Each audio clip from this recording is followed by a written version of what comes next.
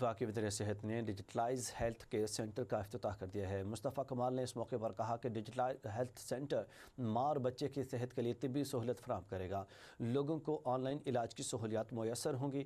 انہوں نے اعتراف کیا کہ ہمارے ملک میں آج بھی لاکھوں بچے ویکسین سے محروم ہیں۔ 4 لاکھ سے زائد بچے زیرو ڈوز ہیں جنہیں ایک بھی ٹیکہ نہیں لگا۔ عوام کو صحت کی بہترین سہولیات کی فراہمی اولین ترجیح ہے۔ اس سلسلے میں نمایاں اقدامات کر رہے ہیں۔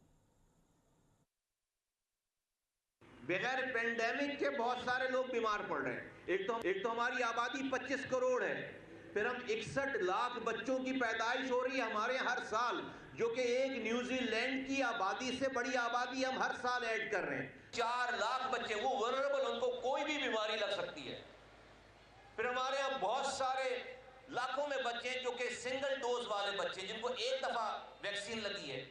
اس سک کیئر نظام کو ہیلتھ کیئر کے نظام میں کنورٹ کرنا چاہتے ہیں، اور جس کی باریکی یہ ہے کہ ہم انسانوں کو پہلے مریض بننے سے بچاتے ہیں۔